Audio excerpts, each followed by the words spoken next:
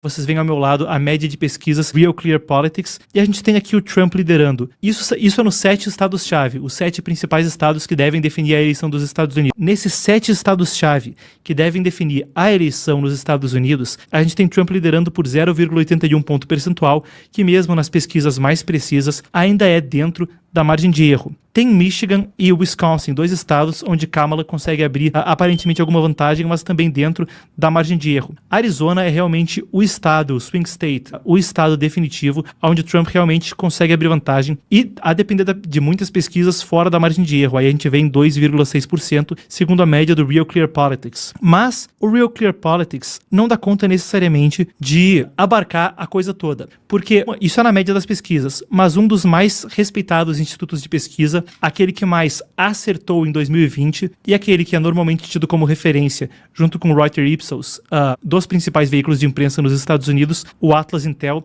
tem uma imagem que dá um retrato mais otimista até para Trump. Vocês veem ao lado uma captura de tela desse relatório, um relatório divulgado recentemente, mas que tem as pesquisas até o dia 2 de novembro. 2 de novembro foi na sexta-feira, salvo engano?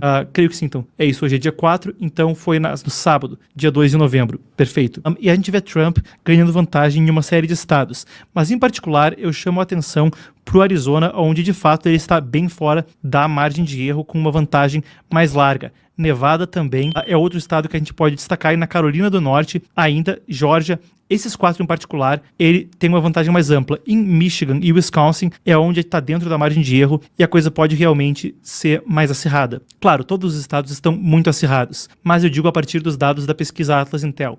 E a gente pode pontuar também a questão da Pensilvânia, que tem sido amplamente discutida como o estado definitivo dessa eleição. Aquele que deve ser o mais decisivo, não só por estar tão acirrado, mas também porque tem 19 votos do colégio eleitoral. Lembrando, um candidato para tornar-se presidente precisa de 270 votos no colégio eleitoral, e ao ganhar a eleição num estado, ele ganha a representatividade desse estado, que tem um número de colégios eleitorais proporcional à sua população. Tendo passado pela média das pesquisas do Real Clear Politics e tendo passado por essa pesquisa da Atlas Intel, eu vou pedir que a gente fique com essa imagem na tela por mais um instante, porque a Atlas Intel também divulgou, nesse mesmo dia 2, uma pesquisa muito interessante a respeito da eleição presidencial, ou melhor, divulgado ainda de ontem para hoje, mas medindo até o sábado, dia 2. A gente tem algumas coisas muito interessantes que a Atlas Intel também divulgou, incluindo a aprovação presidencial e o voto geral. A gente falou dos estados-chave, mas vamos pegar pela média da população. Segundo a Atlas Intel, Trump lidera com 49,8%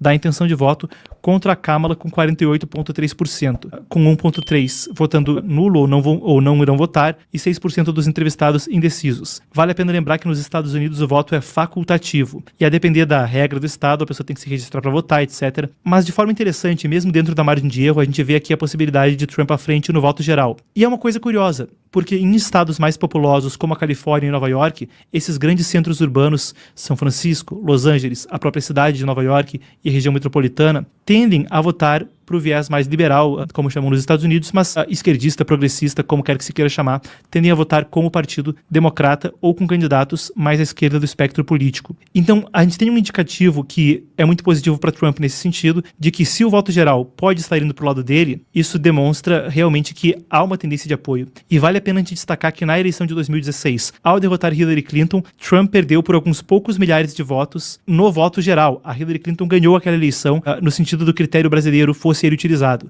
50% dos votos mais um. Por esse critério, Hillary Clinton teria sido eleita. Mas Trump venceu no colégio eleitoral, mesmo não tendo a maioria numérica dos votos. Claro, isso é uma coisa que data da fundação dos Estados Unidos e de quando os pais fundadores da América, os tão notórios Founding Fathers, pensaram num sistema que pudesse evitar que, se houver uma maioria pequena, ela possa oprimir uma grande minoria, como, por exemplo, 50% mais um da população, tendo poder autoritário sobre 49,9999%, certo? Essa era toda a premissa. Então, por isso, essa distribuição do poder em termos de quem decide o que na política eleitoral dos Estados Unidos. Eu também vou trazer de forma mais aprofundada essa análise na noite da eleição, mas isso também é um dos motivos pelos quais eleições muito acirradas tendem a ter dificuldade em ter governos muito assertivos, porque o sistema de freios e contrapesos é tal que com uma eleição acirrada, vem também uma eleição acirrada no Congresso, e é muito difícil que se movimente as coisas nos Estados Unidos, mais do que no Brasil, sem haver uma vontade política muito grande por todo o espectro político. Bom, de toda forma, a gente passou agora por algumas das questões da pesquisa geral que a Atlas Intel traz e da questão da aprovação presidencial, ou melhor, essa a gente não passou, vamos lá.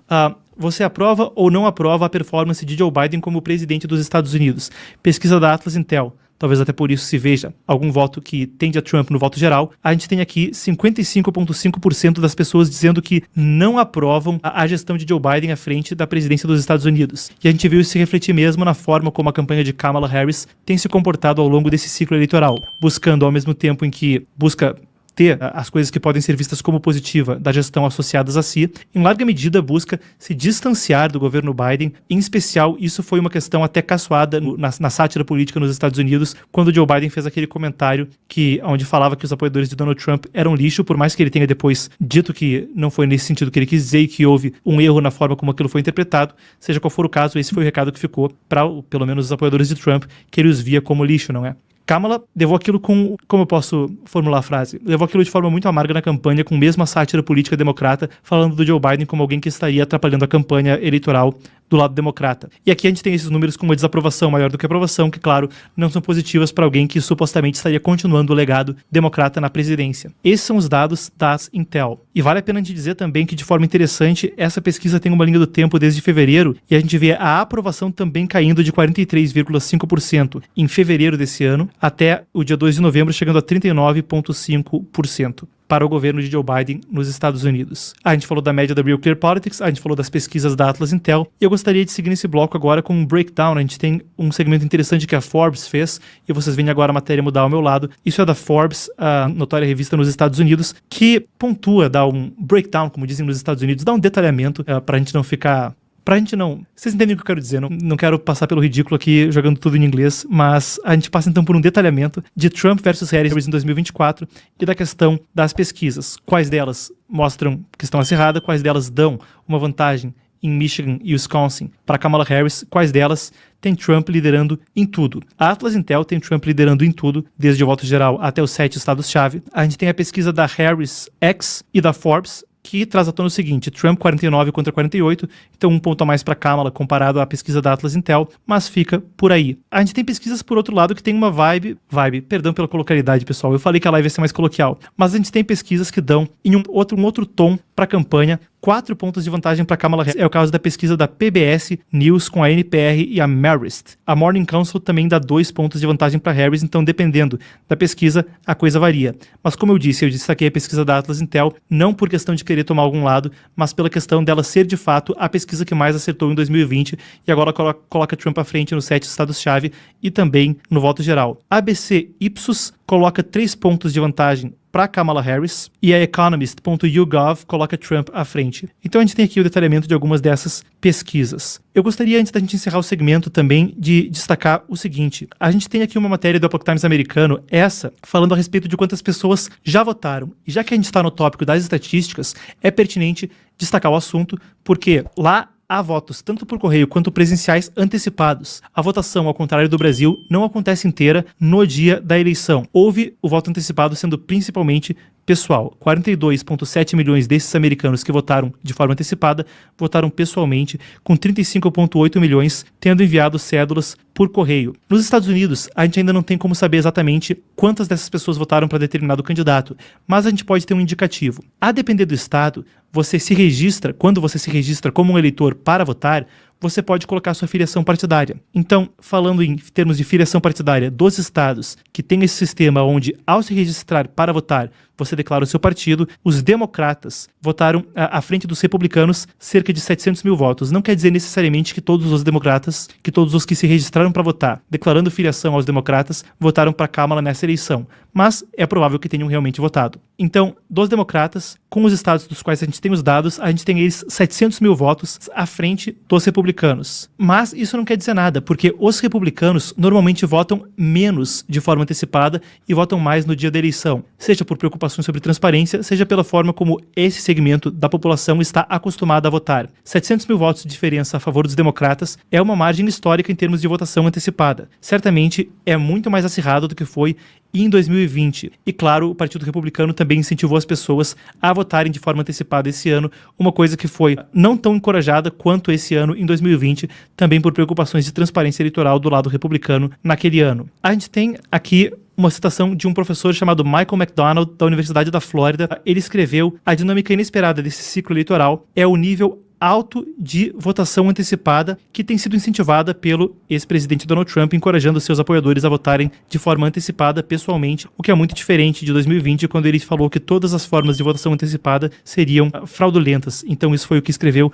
o professor da Universidade da Flórida, Michael McDonald, na noite de ontem, em domingo. Ele continua: esses novos votos presenciais de forma antecipada em 2024 poderiam ter votado por correio, poderiam ter votado no dia da eleição ou não votaram. Isso comparando com 2020, essas pessoas que votaram em 2024 poderiam não ter votado em 2020. Ele diz ainda que tem duas coisas que são altamente desconhecidas. Até que ponto essas pessoas que estão votando de forma antecipada são novos eleitores ou são pessoas que teriam votado no dia da eleição, mas anteciparam o voto? Isso é o que resta a gente descobrir no dia da eleição. Antes da gente prosseguir com a pauta, vale a pena eu ainda destacar que a gente teve reportagens vindo tanto do Epoch Times, da nossa matriz americana, quanto do New York Times, conversando com eleitores, e se a gente tenta humanizar os dados e trazer do abstrato para o concreto o que essas estatísticas significam em termos de uma eleição tão acirrada, não só elas, mas todo o contexto político significa muito desgaste para o eleitor. Isso é o que a gente vê com a unânime opinião, seja entrevistados pelo Epoch Times, da nossa aqui, pessoas entrevistadas pela casa, ou pessoas que foram entrevistadas pelo New York Times e outros veículos. A opinião constante é de que, independentemente do lado do espectro político onde você está, as pessoas não aguentam mais